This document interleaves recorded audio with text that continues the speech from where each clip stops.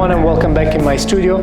Today I want to talk to you a little bit about this work of mine and the ideas behind it. Now perhaps you cannot clearly see what's on it because the camera is focusing hopefully on me, but I'll show you the work more in detail later on. But basically this is a stone inscription that bears a quote that I took from the second Psalm, which is believed to have been written by King David. We all know David. He was the young shepherd who defeated the Philistines by taking down the giant Goliath with a slingshot, and he later became the king of the Israelites. He was also a talented musician and the author of many psalms. In fact, in many paintings, he is depicted as an older man holding a marble slab. On this painting, for example, we can find exactly this iconography.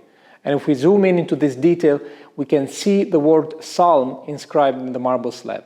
This work is in the collection of Havana's National Museum of Fine Arts. And in 2018, I've been invited to have a solo exhibition at that museum where my work would enter a dialogue with the museum's collection of Flemish art from the 16th and 17th century. So I thought it would be nice to make a stone inscription with a sentence taken from one of the Psalms of King David and present it next to the painting. This is the only image that I have of that exhibition. And whether by coincidence or not, I happened to bump into the second Psalm, which has a sentence that directly speaks to a topic that I'm particularly interested in. Psalm number 2 by King David ends with these lines: "Serve in fear and rejoice with trembling."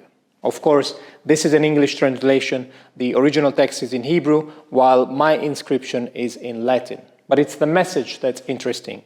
This sentence tells us very clearly what behavior the gods, but really any authority, expect from their subjects: to serve them, to glorify them, and to fear them. In a lengthy interview that took place in the early 2000s, the French philosopher Paul Virilio elaborated on what he called the administration of fear. In this interview, Virilio points out how fear has become an environment, an everyday landscape. We are confined to a stressful claustrophobia, complete with contagious stock crisis, faceless terrorism, and lightning pandemics. He also exposed how governments are tempted to create policies for the orchestration and management of fear. A state of fear that allows for the suspension of normal social situations. Now, Virilio is not the only one to point this out. Other modern and contemporary thinkers such as Michel Foucault, Noam Chomsky, and Slavoj Žižek often express their concerns on the subject. And just like them, I think that fear-mongering is a ubiquitous controlling force that unconsciously drives our behavior. Why do we abide so much to certain laws and regulations without even questioning their legitimacy? Now, let me be clear. I'm not here to incite a revolution nor to propose anarchy, at least not in the way it is generally understood. But I'd like to stimulate an interrogation of ourselves, an examination of our behaviors, and thus indirectly questioning how our society works. But let's leave high philosophy aside for a moment, as I want to use an example from our daily lives that can be interpreted as an argument in favor of these theories. Let's take a simple and straightforward example.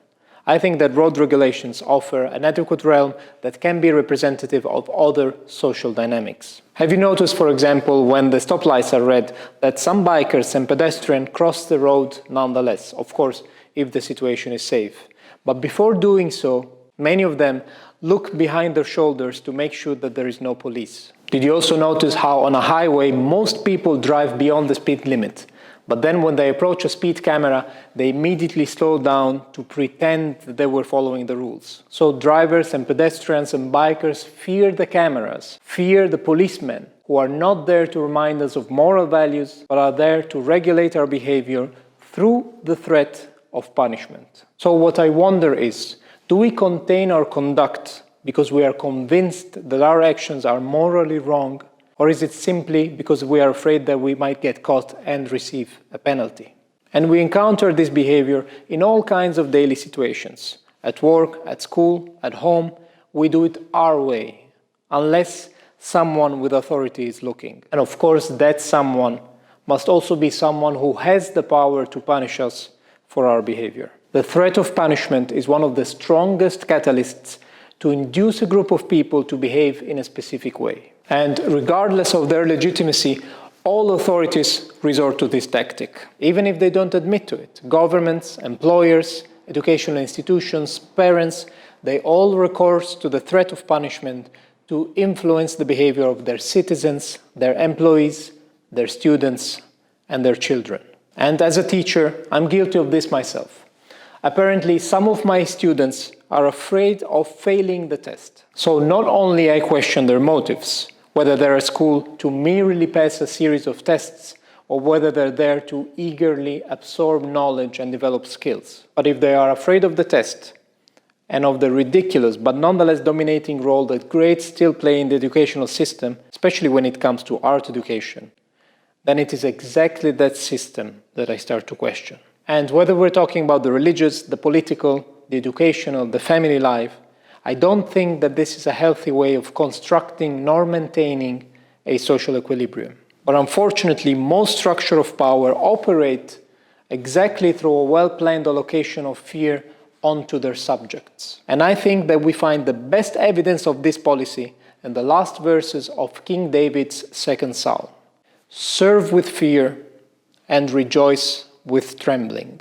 And this is why for this work I have chosen this text to address everything that I have just mentioned. And as I said, I believe that this is a behavior demanded not only by gods, but by all authorities. So I edited the original text and removed the word God. By the way, remember Michelangelo's definition of sculpture, that which is done by means of removal.